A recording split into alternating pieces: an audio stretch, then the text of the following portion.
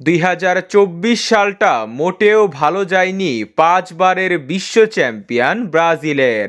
গত বছর 2026 বিশ্বকাপকে সামনে রেখে 6টি বাছাই পর্বের ম্যাচ খেলেছে সেলেসাওরা, যেখানে সর্বমোট 12টি ম্যাচ খেলে 5টি জয়, 3টি ড্র ও 4টি হার নিয়ে 17 পয়েন্ট নিয়ে 5 নম্বরে রয়েছে ব্রাজিল।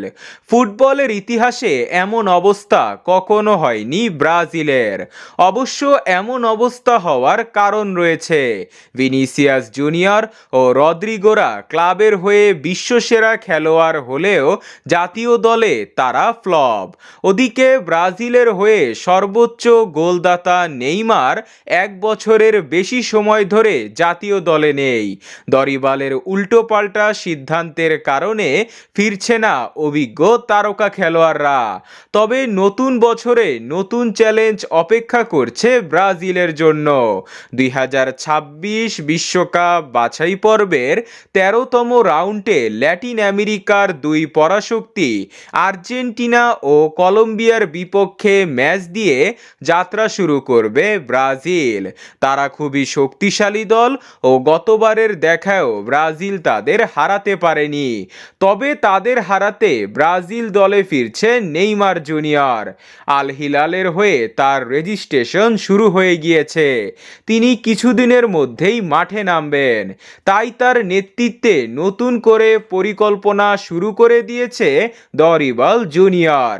তবে নেইমারকে নিয়ে আগামী ম্যাচের জন্য সম্ভাব্য স্কোয়াডও প্রকাশ করেছে ব্রাজিলের বিভিন্ন গণমাধ্যম, যেখানে দেখা গিয়েছে বেশ কিছু নতুন তারকা ও অভিজ্ঞ ফুটবলারদের।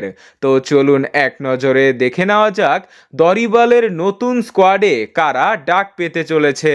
গোলকিপিং পজিশনে দেখা যাবে অ্যালিসন, এডারসন ও বেন্তোকে।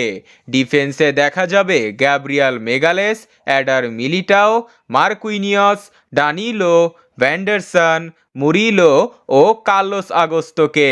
মিডফিল্ড পজিশনে দেখা যাবে ব্রুনো গুইমারেস, আন্দ্রে, ক্যাসেমিরো ও গারসনকে। অ্যাটাকিং মিডফিল্ডার হিসাবে দেখা যেতে পারে লুকাস পাকুয়েতা ও আন্দ্রেস পেরেইরাকে। ফরওয়ার্ড পজিশনে দলকে নেতৃত্ব দিবেন নেইমার জুনিয়র।